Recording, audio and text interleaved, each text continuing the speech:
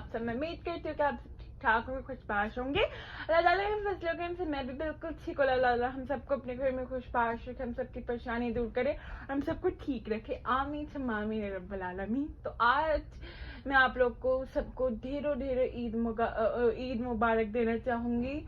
माह रमज़ान चला गया, बहुत दिल उदास है, लेकिन रमज़ान के बाद अल्लाह ताला ने हमें ये बहुत ही बड़ा तोहफा बख्शा है, ईद। इसमें सब मुसलमान मिलकर बैठते हैं, मिलकर बातें करते हैं, मिलकर खाना खाते हैं और बहुत मज़े करते हैं। मैं उम्मीद करती हूँ कि जो अगले रोज़े आएंगे वो भी बहुत ही अच्छे होंगे और हम सब मिलके वो रोज़े रखेंगे। तो आप सबको बहुत बहुत ईद मुबारक। तो आज मैं आप लोग को एक कहानी सुनाऊंगी, राजकुमार और जादुई फ्लूट।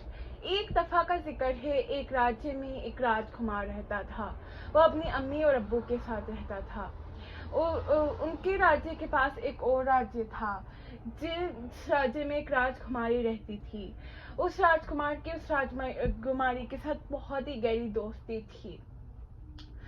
उस राजकुमारी की जो अम्मी थी वो बहुत ही बुरी थी। वो नहीं चाहती थी कि राजमहल में कुछ भी अच्छा हो। हालांकि वो तो अपनी बेटी से भी नफरत करती थी। वो उसकी अम्मी तो सकी थी, लेकिन उससे बिल्कुल प्यार नहीं करती थी।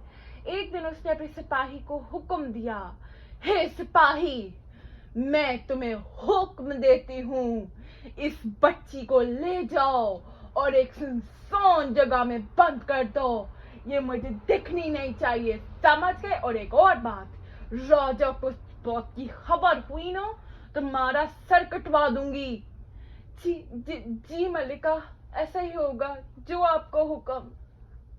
सिपाही डरते डरते राजकुमारी को भुला फुसलाकर महल से लेकर चला गया और एक सुनसान से घर में आके, जब कोई नहीं रहता था, एक कमरे में बंद कर दिया और वहां से चला गया।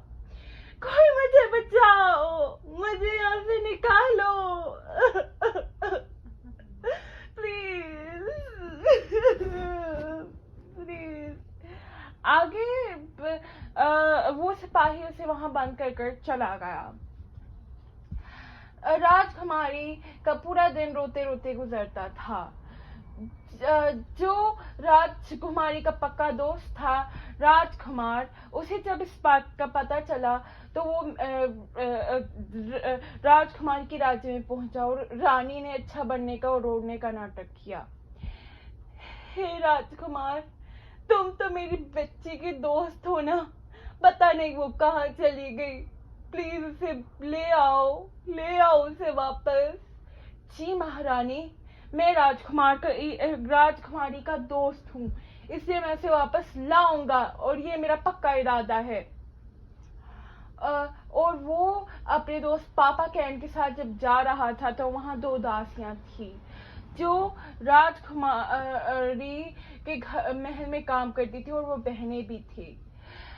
राजकुमार, ये आपने बहुत बड़ी गलती कर दी है, ये रानी बहुत बुरी है, ये अपनी बेटी से बिल्कुल प्यार नहीं करती, ये नहीं चाहती कि महल में कुछ भी अच्छा हो, इसलिए इन्होंने अपनी बेटी को भी सुनसान से घर में भेज दिया। आपने बहुत बड़ी गलती की, लेकिन हम आपको से नहीं छोड़ेंगी, हम आपकी मदद करेंगी।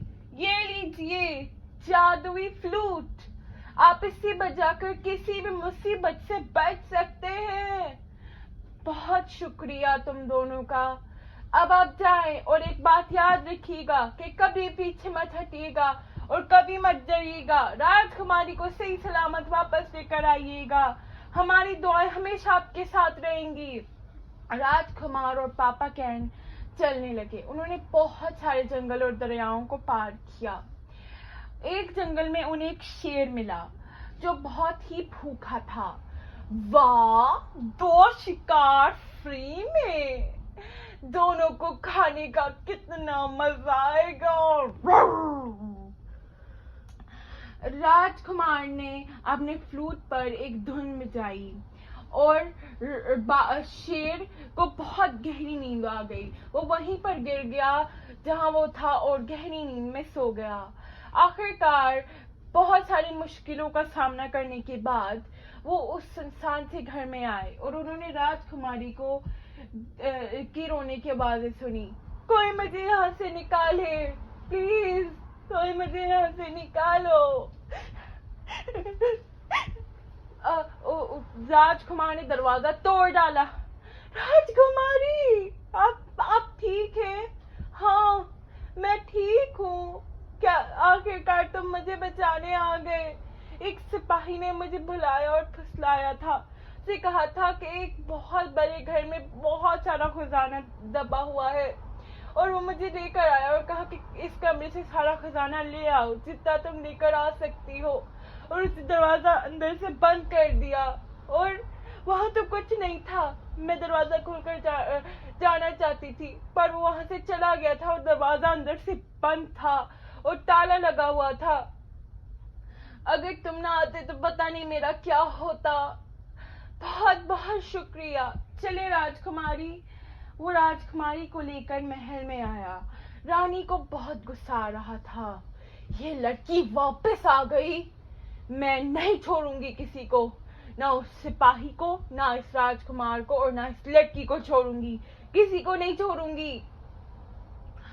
राजकुमार को राजकुमारी के साथ प्यार हो गया था और उसने बात राजा को बताई।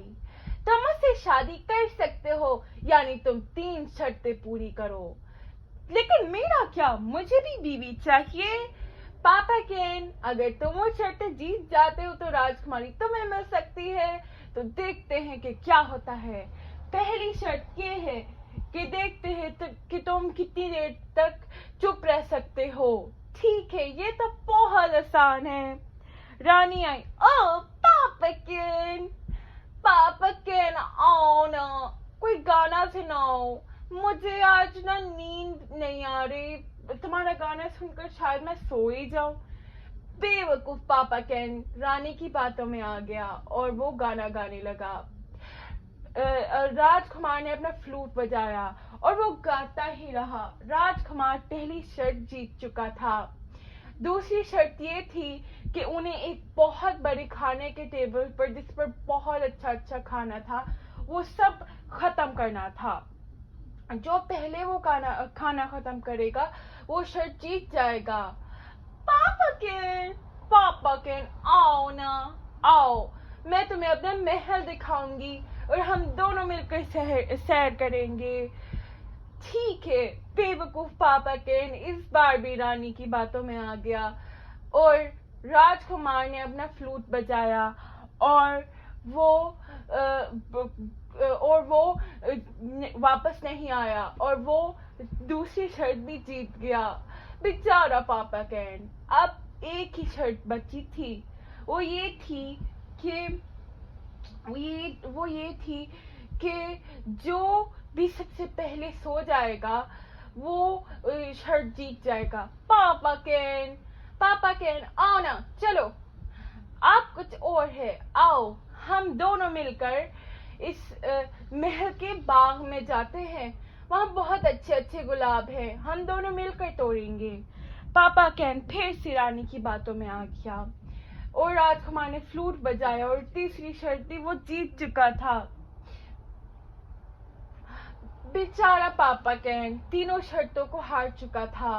राजकुमार की शादी राजकुमारी के साथ हो गई और जहां तक पापा केन का सवाल है, उसे भी एक बीवी मिल गई, उसे एक शिकारी मिली, वो एक लड़की थी।